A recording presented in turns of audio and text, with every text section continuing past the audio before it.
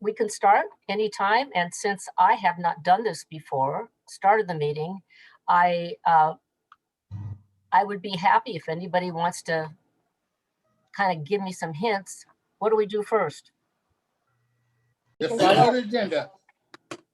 Roll call? I guess I can see everybody, but we do the roll call anyway? Joelle, you're muted. Hmm? Joelle's muted. Oh, yeah, Yes, Director Anderson, I'm here. Director Edwards, Here. Director Roberson. I'm here. All right. Joel, do me a favor and fire the agenda to me by email. I've got it somewhere in the iCloud, but Yeah, I'll go I ahead can't and find send it it right to you. now. Okay, thank you.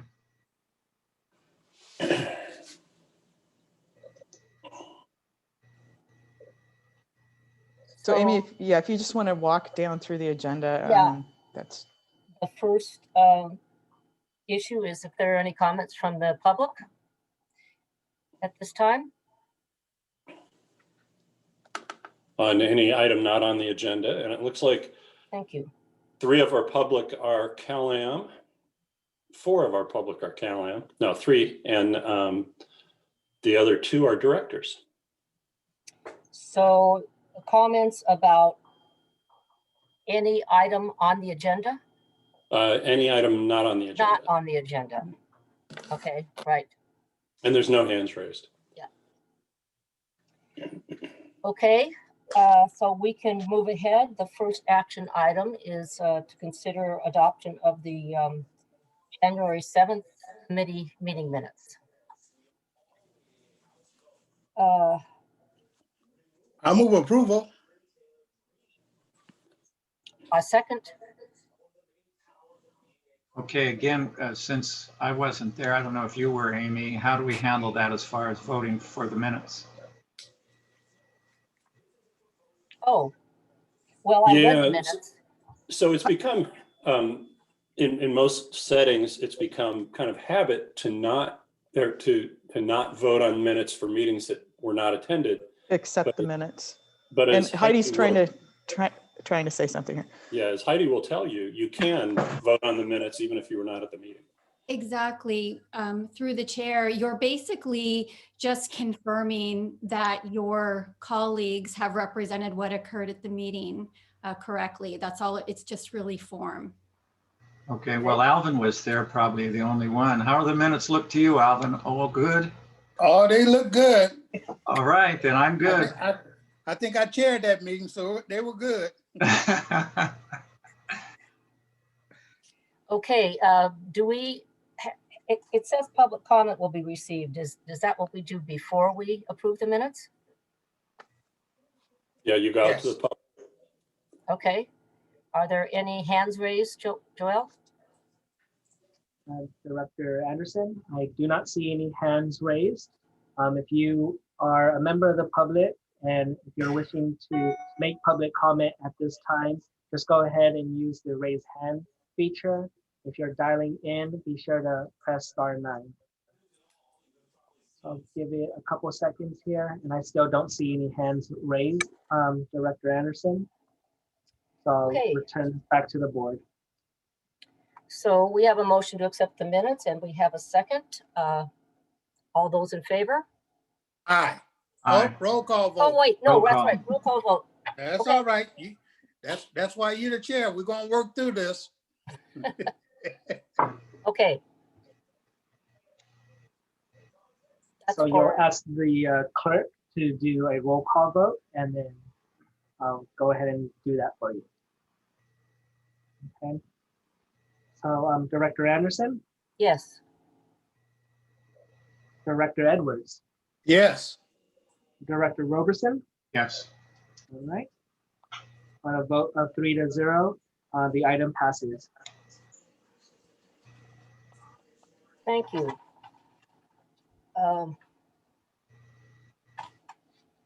So this next item is an update. So somebody provides that to us? Yeah, That'll be Stephanie. Right, I'll do it. So this item is actually an information item to the committee.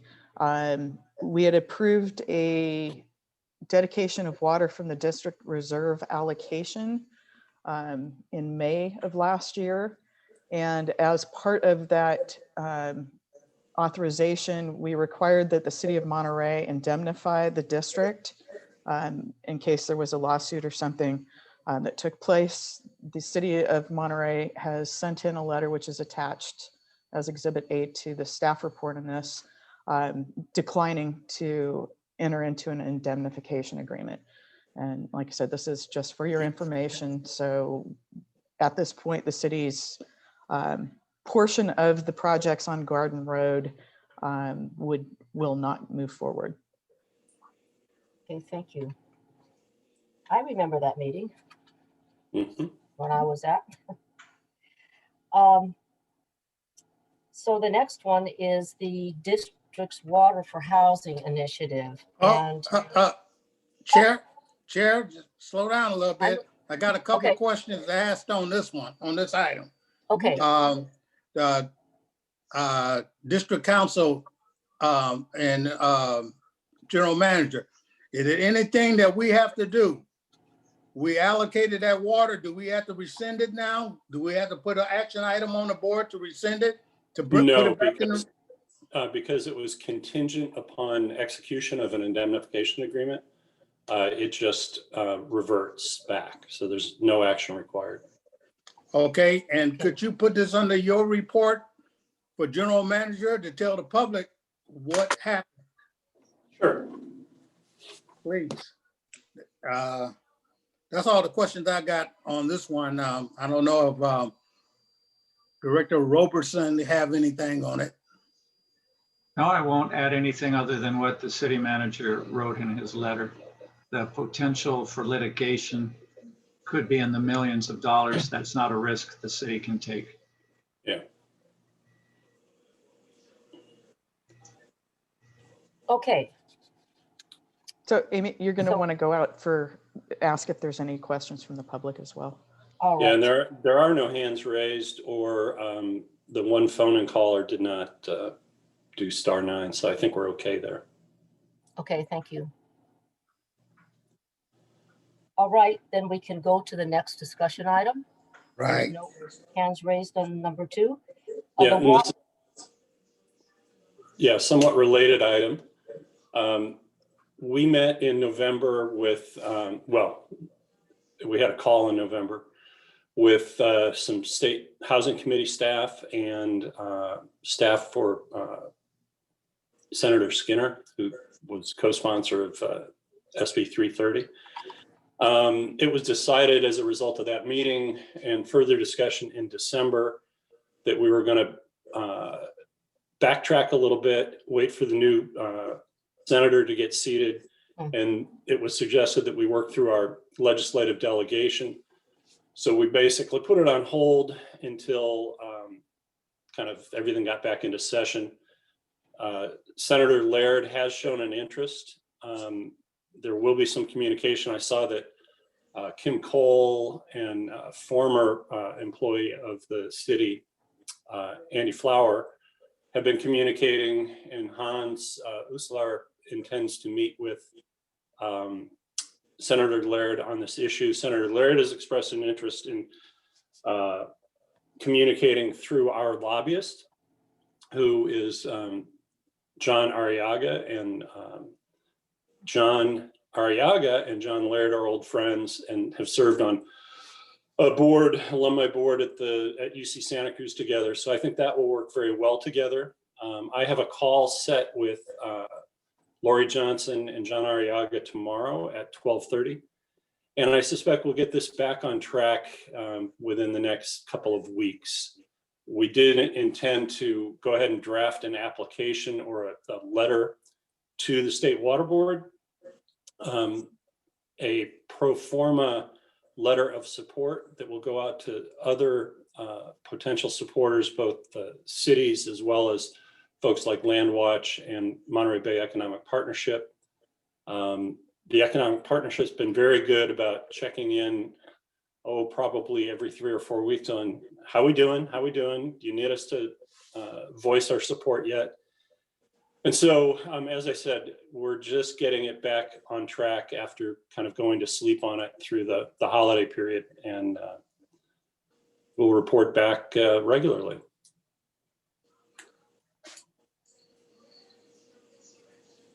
Okay, are there comment? So I ask now for the comments in the public. Correct. Any public comments on this issue?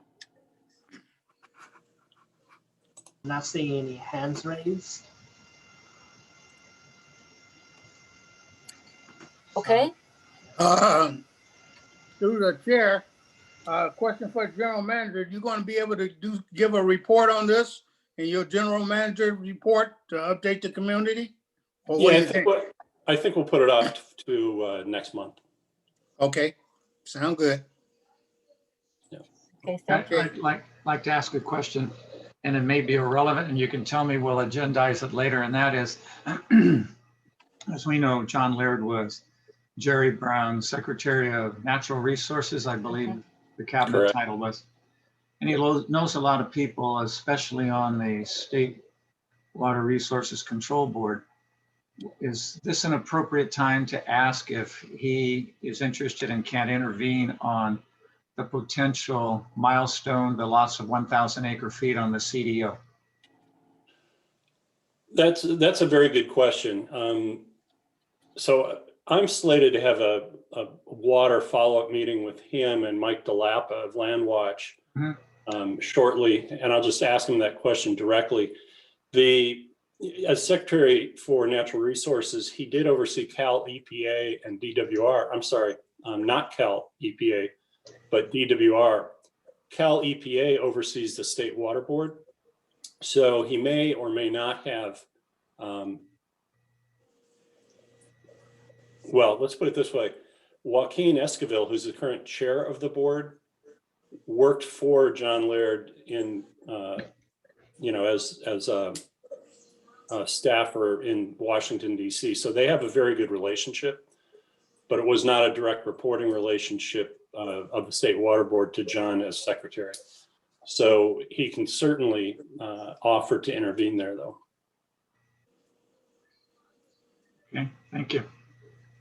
And I received a nice little note from City Manager Hans Uslar, recognizing that you and John Laird, Mayor, also have a long-standing relationship that could be leveraged at some point.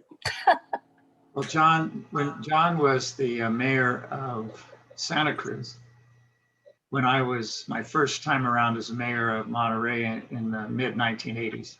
Yeah. Yeah.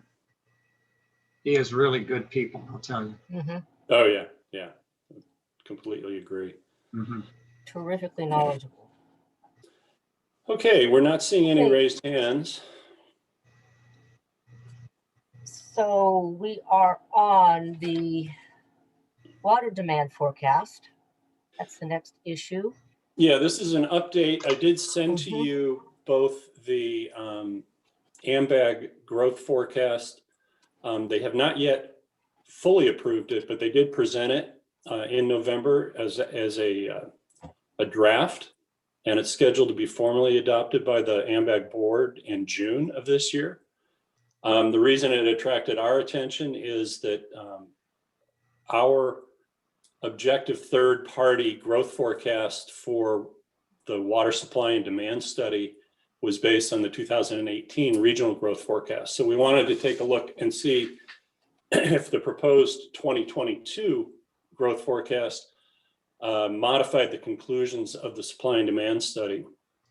I did send you a copy of the update of that section, and I just want to run you through it briefly. Basically, we said, okay, the AMBAG growth forecast, and if you read the document itself, they talk about over 70 interviews with various jurisdictions that they've undertaken, how the model has evolved and how it's been checked. I think in the 2018 growth forecast, they actually tested the model in 4 different formal statistical ways. So again, we were just looking at it. It goes through 2045. And we, the districts say, okay, water is here to serve 2 purposes. Residential, which is based on population growth, and commercial, which we're using employment growth as the measure for that. And so from a population growth standpoint, AMBAG takes all of its regional data and then kind of pushes it down to the local level. And so we took their numbers for population in 2020 and their numbers for population in 2045. We looked at the difference or the increase in population.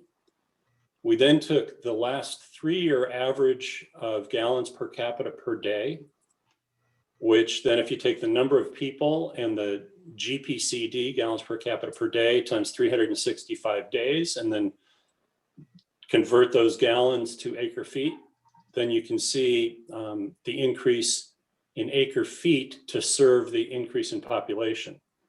For the county number, we did not use the county as a whole from the AMBAG report. Rather, the county, as we know it in this jurisdiction, is basically Pebble Beach, Carmel Valley, and part of the Route 68 corridor. So we simply assigned an increase in those county areas of 1,000 in population, which is probably high when you consider what development could be done. But nevertheless, that's what we did for the county component. So overall, what we see in the 25-year period is an increase in population of about 9,600 people.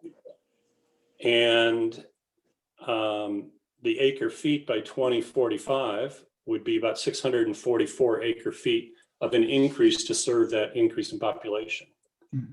For job growth, we took the AMBAG jobs in 2020. We took the jobs in 2045. We determined the percentage of increase.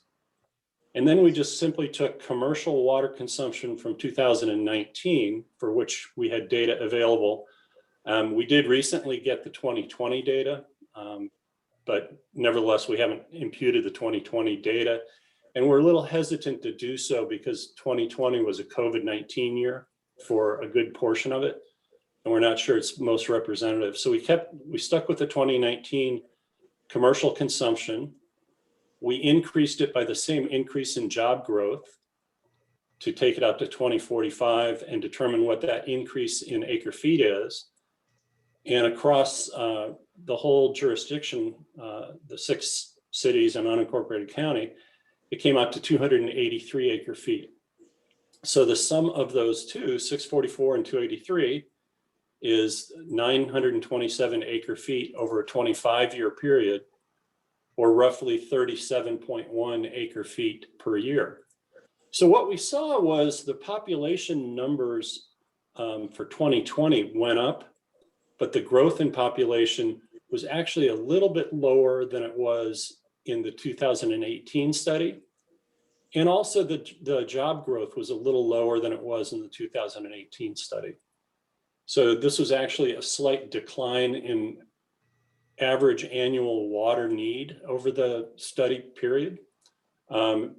Previously, the 2018 study was at 42 acre feet per year, and this is 37.1.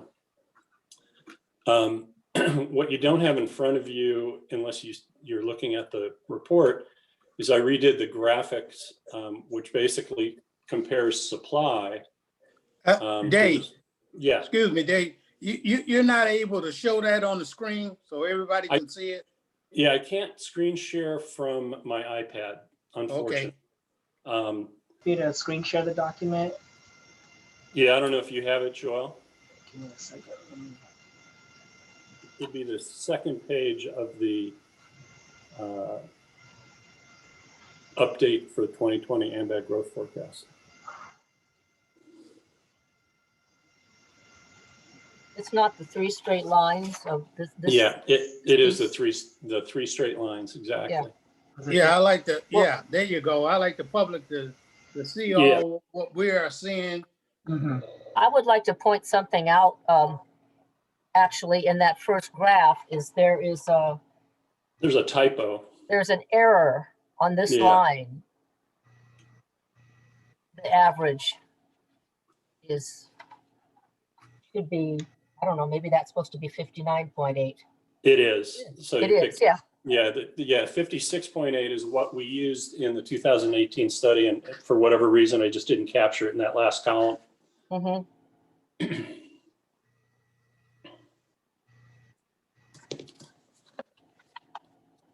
Would you like- So if you go to the three straight lines, so it's the third page.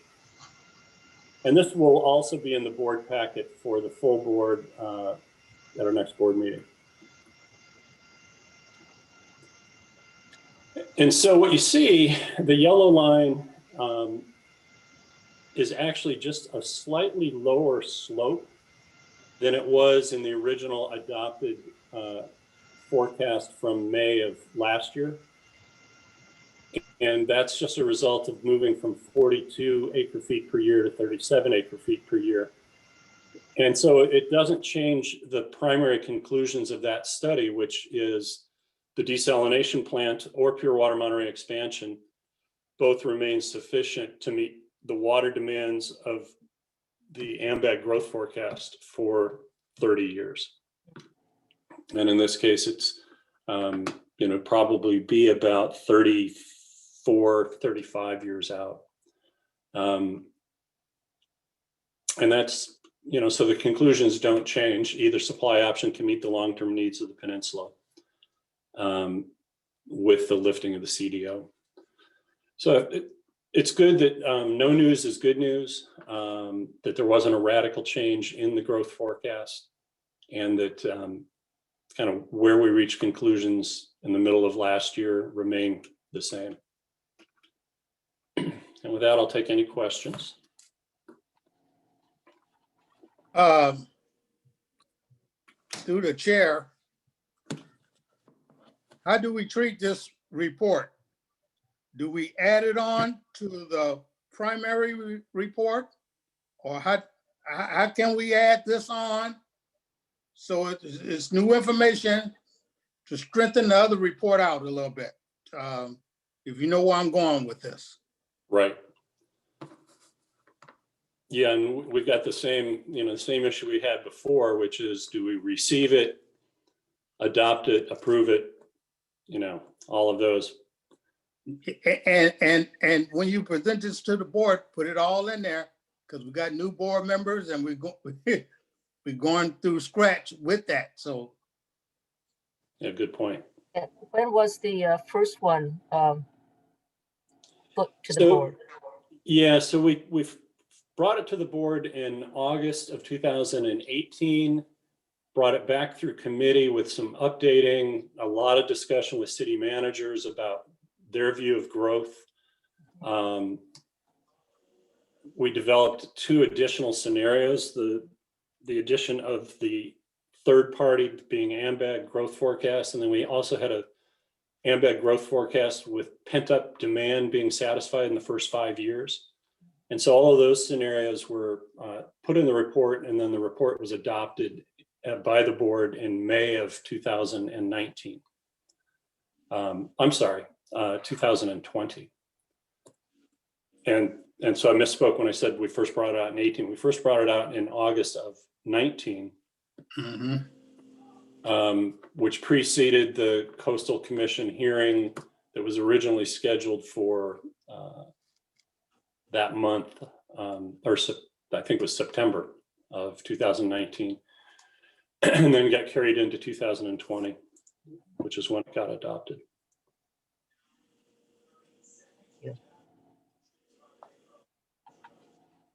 So Dave, do we add this on, or how do Yeah, we well, go?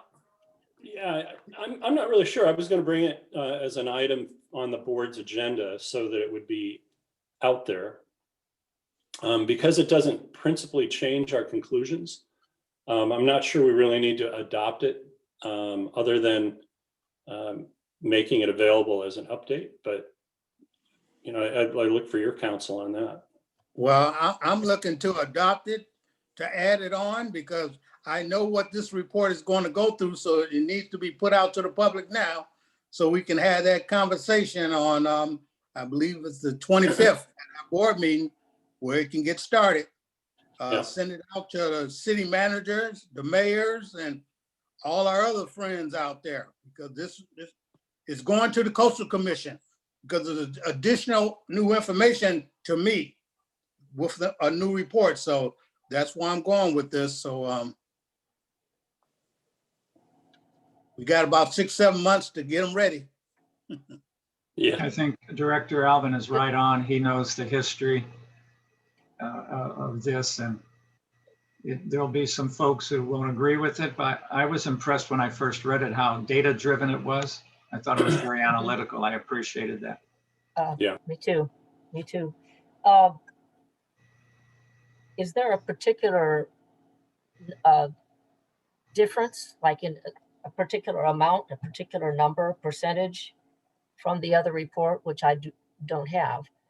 you know, that that's you a could good, see here. yeah, that's a good point. I didn't calculate it, but I will do that. You know, basically in the prior report, the yellow line intersected the Pure Water Monterey expansion at the 30th year. Oh, Here, obviously, it goes a little bit past that. beneath it. Yeah, it goes past 2050. Right. Yeah. So, yeah. Yeah.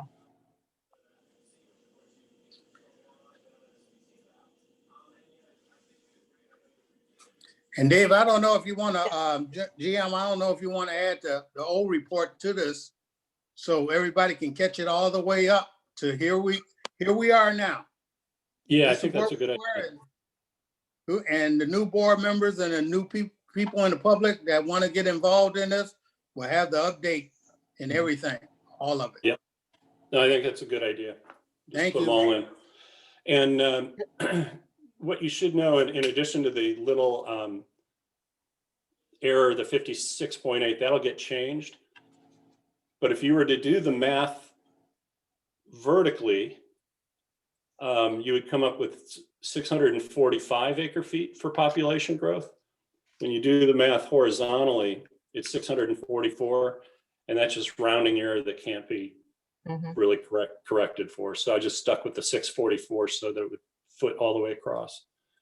But yeah, that'll get cleaned up. I will include the adopted study as a third item in the board packet. Right, and put all the adopting, accepted, because I hope that we adopt this portion of it to keep the report going. So. Yeah, I'll put it in there as consider adoption of an amendment to the original report. Right, or talk to general counsel, find out. I want to make sure we do it the right way, because it's going to the Coastal Commission. Absolutely.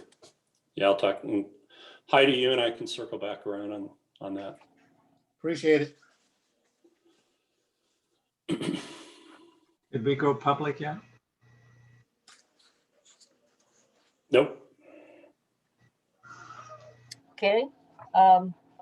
So comments from the public about this item? Any hands? No. Director Anderson, I do not see any hands raised. Okay.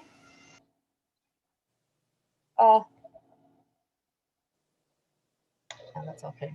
I'll wait till I get all of it. Look at it all in one piece. What, let me ask one question.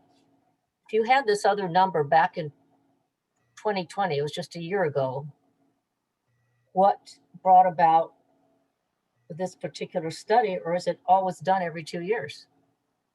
Yeah, it's a great question. So it looks to me that the 2018 growth forecast was adopted actually in 2018. So I don't know why they'd be doing an update right now. But, you know, when I heard that they did in November, it was a it was a staff report presented at their November meeting. I think Chair Edwards also heard about it, and we chatted and we said, well, you know, if it changes any of the assumptions, people are going to want to talk about it. But I don't know how quickly they redo their growth forecast. But because it's current now, I think it made sense to, you know, take a look at it, make sure that it didn't, you know, radically change the conclusions, which of course, you know, it doesn't. Was there much effect of COVID on these numbers? Well, so that's why I did not, well, so two interesting things. That's why I didn't change the commercial consumption that we had taken from 2019. The COVID numbers, you can see in the data that there's impact. And so if we took the 2020 numbers, it may not be the best starting point. I will have actually some of that discussion available. I think I've got it scheduled for the board meeting, so as part of the GM report. But the other interesting thing is the gallons per capita per day that we used in the original report was the 56.8 number. And so what I did is I went back further and, you know, I took 3 years worth of data, 2017, well, December of 17. So really it's 2018, 19, and 20 as the per capita. And because that number actually went up from the 56.8 to 59.8, felt that that was, you know, call it a factor of safety, you know, just a little bit better measure. So we weren't, you know, understating what people used. I am a little concerned that the job growth numbers appeared to be down from what was in the 2018 forecast. That's never anything a city wants to hear, certainly. But you know, it is what it is. I mean, it's AMBAG's numbers, not anyone else's numbers. Well, AMBAG, like any other, well, any time that you do projections or make a plan, you have to make certain assumptions, and basically their chart was looking at past growth and basically just projecting that forward. But there are so many other factors, as Director Amy pointed out, the whole COVID. Now, once we get back to a new normal, there will be a change in our workforce who's going to be working from home. Commercial property, so many people are ordering online, and we've seen the decline of retail shops anyway over the years. So the whole idea, we'll go to the mall these days and you see empty spaces, and some of that's going to be here to stay. Then we just had at our council meeting Tuesday night, we were looking at sea level rise. We had commissioned a study, and what's our coastline going to look like 10, 20, 30 years from now, which is another factor, but it could drive you crazy if you tried to project all of those different variables. So I think going on AMBAG projections makes the most sense, and we'll deal with it as it moves along. Yeah, it's funny. I used your photo of the inundation of Lake Aguajito in a presentation I gave to Carmel's sustainability group. And what's really interesting around the peninsula is the two most impacted areas is your waterfront in Monterey and the lagoon in Carmel. Very little impact elsewhere. And you know, it's kind of shocking. What's worse is the large scale interceptor for Monterey One Water's regional wastewater plant goes right down that corridor that's going to get inundated. So we've got, you know, significant infrastructure concerns about sea level rise. Yes, that was pointed out during the report. It wasn't, and they're assuming that people are going to continue to use their automobiles and come to Monterey in the same way that tourism is going to stay at its current level. And a projection of 10 or 20 years from now, I sure hope we're not all still driving fossil fuel.